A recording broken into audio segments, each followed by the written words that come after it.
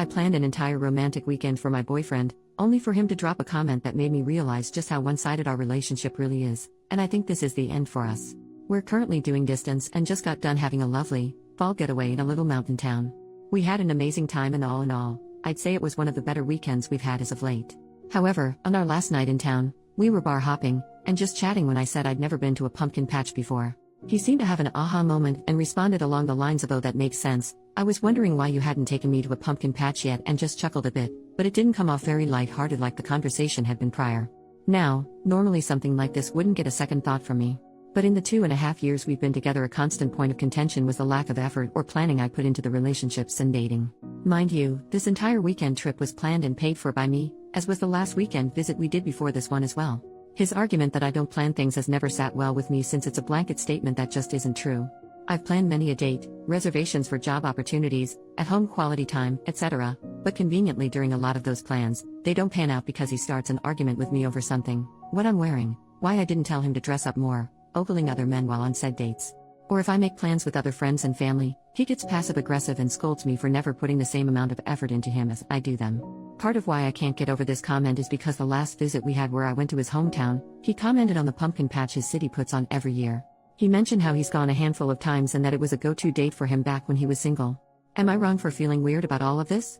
He's always portrayed himself as a traditional and provider type of man, but the majority of the relationship I've been the breadwinner. I've helped him an ungodly amount financially, and I've sacrificed a lot of time in relationships with family and friends, and even prioritized him and the relationship over my own work and graduate school responsibilities.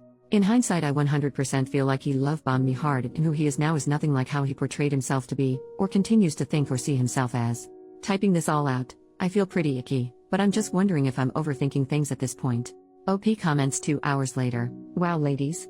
I was not expecting this much of a response in the slightest. I'm shook.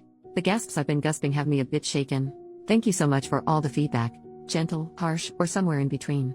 Reading my post back and realizing I let this man back into my life after attempting to leave a few months ago has me feeling a bit sick. In a way, I've known the cycle with hasn't been good, but I've been afraid to break it and naively hopefully things would change.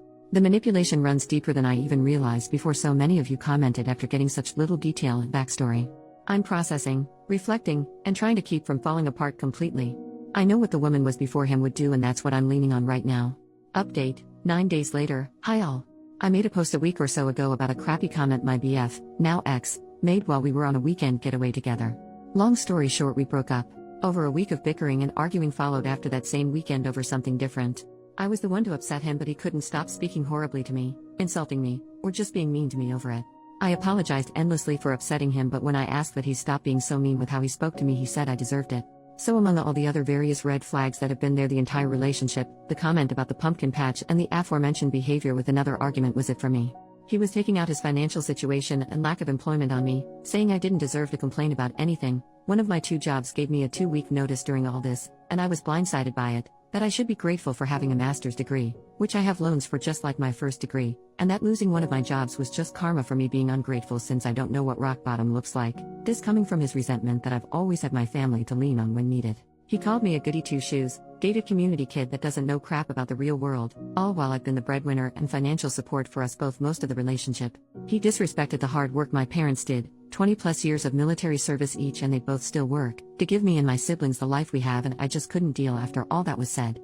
I'll be getting the last of my belongings next week since we were already distanced, and I'll be rid of this narcissistic jerk forever after that.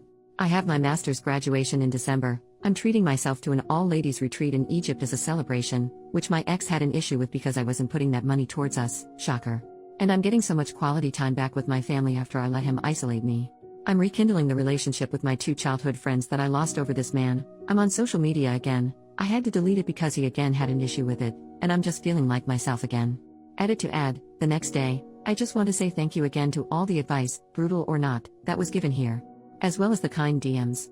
I've never felt so seen and understood before. It feels like the fog I was in that entire relationship lifted as soon as I heard from you all that I wasn't crazy. I'm convinced now that this man is at best someone with severe narcissist tendencies and at worst, undiagnosed. I know that gets thrown around a lot, but the projecting, the mirroring, and the fact that his mom has a history of mental health struggles, which I never got explicit details of, I feel like something's going on for sure. He took advantage of my kind heart and gentle spirit, and I let him for a long time, hoping he'd change. But I'm free from his torment and constant mental/emotional abuse, and I feel so at peace. Some of OP's comments. Commenter number 1, doesn't sound like he ever really liked you, but he liked having you bankroll his lifestyle for him. OP, he always tried to play things off as a, you know I say things when I'm mad or angry kinda deal, but I just don't buy it. Anytime we have argued, which was endlessly, he resorted to name calling, insulting personality traits of mine, lifestyle choices, my family, my friends. Any and everything about me was fair game, and he'd say awful things. I never used to stoop to his level at first, but after 2 years of it I started firing back. But of course the mean things I say are what gets held over my head now. The guy had crazy insecurities and nothing was ever good enough for him, so he projected it onto me.